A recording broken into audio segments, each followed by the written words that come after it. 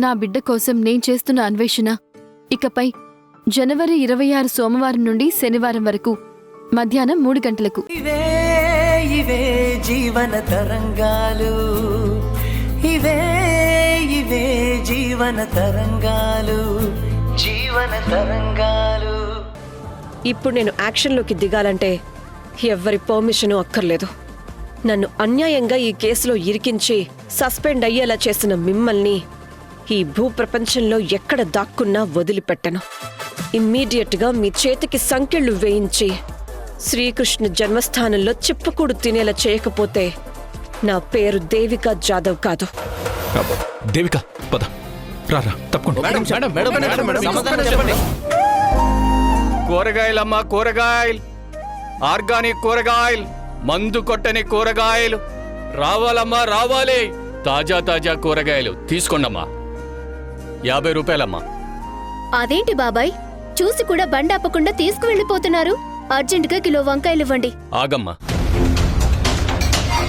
నువ్వేం అనుకోకు. నీకు కూరగాయలు అమ్మలేను, నువ్వు వేరే చోట తీసుకో. ఏమన్నారు బాబాయ్? అవునమ్మా, నీ కూరగాయలు అమ్మలేనమ్మా. అదేంటి, నీకు పాత బాకీలేమీ లేవు కదా బాబాయ్? ఒకవేళ డబ్బులు లేట్ చేస్తున్నామని పొరపాటు పడి అలా అన్నావేమో. కావాలంటే 500 ముందే తీసుకో.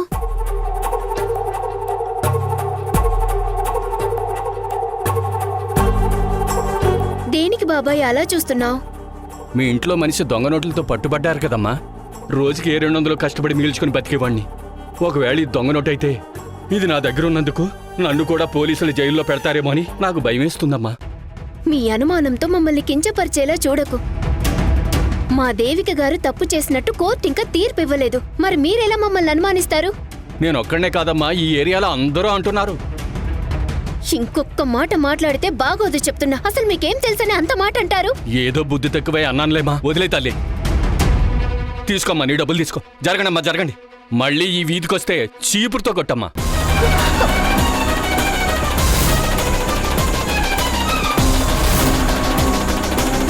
చూడు దీప, మీ వల్ల ఈ కాలనీ అంతా ఇబ్బంది పడుతుంది. పాలు పెరుగు అమ్మేవాళ్ళు కూడా మేమిచ్చే నోట్లు మంచివో కాదని చెక్ చేసి మరీ తీసుకుంటున్నారు. అదేంటంటే ఈ కాలనీలో దొంగ నోట్లు చలామణి అవుతున్నాయంట కదా అంటున్నారు. మీతో పాటు ఒకే కాలనీలో కలిసి ఉంటున్నందుకు మమ్మల్ని కూడా డౌట్ పడుతున్నారు. ఈ కాలనీలో ఇంతవరకు ఎలాంటి గొడవలు లేవు. కానీ తులసి వనంలో గంజాయి మొక్కలా అన్నట్టు మీ వల్లే ఈ కాలనీ వాళ్ళందరూ అనుమానిస్తున్నారు. మీకెలా ఉందో తెలీదు కానీ మాకు మాత్రం తల తీసేసినట్టుగా ఉంది.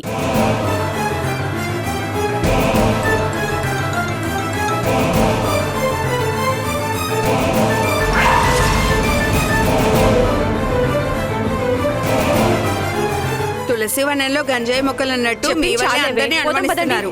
రావే. పదండి.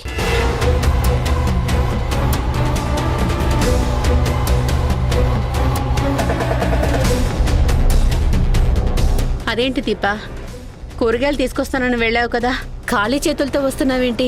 దొంగ నోట్ల విషయంలో చిన్నత్తయ్యని అరెస్ట్ చేశారని కూరగాయల బాబాయ్ కూడా నేనిచ్చిన 500 నోటుని దొంగ నోటేనా అని అనుమానించి కూరగాయలు మీకమ్మనని చెప్పి వెళ్ళిపోయాడు.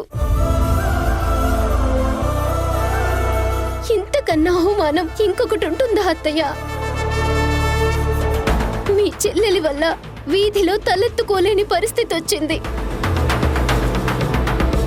అప్పు చేసింది ఒకరు, శిక్ష అనుభవించింది మరొకరన్నట్టుంది మన పరిస్థితి. ఏంటత్తయ్య ఈ కర్మ? దీపా, పడేవాళ్ళు అనేవాళ్ళు ఇద్దరూ మనుషులే. కాకపోతే అనేవాళ్ల టైం నడుస్తోంది, పడేవాళ్లకి టైం వస్తుంది. నిజమేంటో తెలిసిన తర్వాత ఇప్పుడు నిన్ను అన్న నోళ్లే మూతపడతాయి.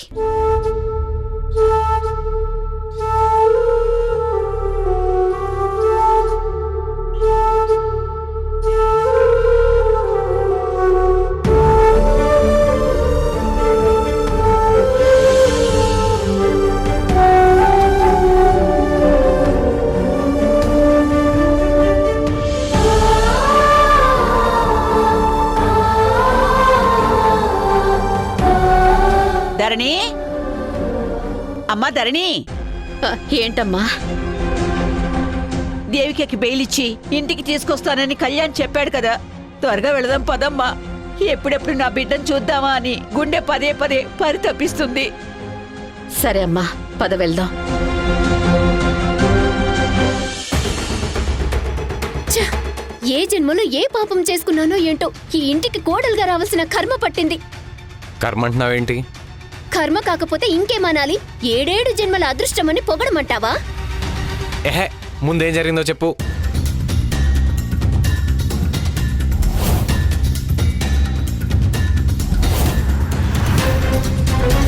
మీ ఇంట్లో మనిషి దొంగ నోట్లతో పట్టుబడ్డారు కదమ్మా. రోజుకి 200 కష్టపడి మిగిల్చుకుని బతికేవాడిని. ఒకవేళ ఈ దొంగ నోటు అయితే ఇది నా దగ్గర ఉన్నందుకు నన్ను కూడా పోలీసులు జైల్లో పెడతారేమో అని నాకు భయమేస్తుందమ్మా. ఈ కాలనీలో ఇంతవరకు ఎలాంటి గొడవలు లేవు, కానీ తులసి వనంలో గంజాయి మొక్కలా అన్నట్టు మీ వల్లే ఈ కాలనీ వాళ్ళందరూ అనుమానిస్తున్నారు. అది జరిగింది. మనకి బ్యాడ్ టైం రన్ అవుతుంది దీపా. కొంచెం ఓపిక పట్టు, అన్నీ సెట్ అవుతాయి. Stop it Mahesh.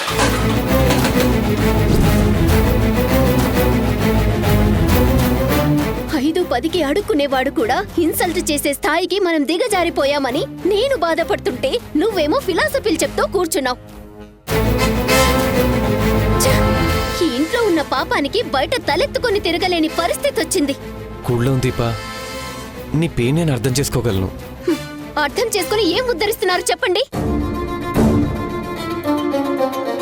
ఎవరైనా గాంధీ బొమ్మ ఉన్న కరెన్సీ నోటిస్తే చెల్లుతుంది. అదే మనం ఇచ్చిన నోట్లో గాంధీ కాదు కదా, ఆ గాడే ఉన్న చెల్లదు. నువ్వింకా బెటర్ దీపా. నిన్నొక్కడే కమెంట్ చేశాడు. నిన్న జరిగిన పనికి పెళ్లిలో పనిచేసే వర్కర్స్, క్యాటరింగ్ వాళ్ళు అందరూ భయపడిపోయి వాళ్ళకిచ్చిన డబ్బులన్నీ దొంగ నోట్లన్న డౌట్తో అందరూ వచ్చి నా మీద పడ్డారు. వాళ్ళకి ఆన్సర్ చెప్పలేక, నాకు డబ్బులు దొంగ నోట్లో మంచి నోట్లో తెలియక, ఇటు అవమానం భరించలేక, అటు వాళ్ళకి సర్ది చెప్పలేక చచ్చిపోయి బతికానంటే నమ్ము. ఎవరు చేసిన దానికి మనం మూల్యం చెల్లించుకోవాల్సి వస్తుంది. నువ్వు ఎక్కువ నేను తక్కువ అన్నది కాదు ఇక్కడ ముఖ్యం. ఈ అవమానానికి పోలీస్ స్టాప్ ఎక్కడా అంటున్నాను. దేవికపై నేను నిర్దోషని త్వరగా ప్రూవ్ అవడం ఒక్కటే దీనికి సొల్యూషన్. లేదంటే ఇలాంటి అవమానాలు మరిన్ని ఫేస్ చేయాల్సి వస్తుంది. ఎన్ని మాట్లాడుతుంటే నాకు ఒక డౌట్ వస్తుంది మహేష్. డౌట్ రావడం ఏంటి?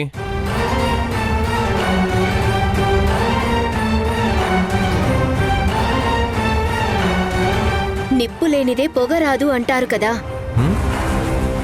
మరి మీ పిన్ని విషయంలో కూడా అది నిజమేనా కాదా అని. ఈటీవీ ప్రేక్షకులకి నమస్కారం. ఊర్మిళను ఎదిరిస్తూ మేం చేస్తున్న ప్రయాణానికి మీరు చూపిస్తున్న ప్రేమకి కృతజ్ఞతలు తెలుపుతూ ఇకపై జనవరి 26 నుంచి సోమవారం నుండి శనివారం వరకు ప్రతిరోజు మధ్యాహ్నం 3 గంటలకి మిమ్మల్ని పలకరించబోతుంది.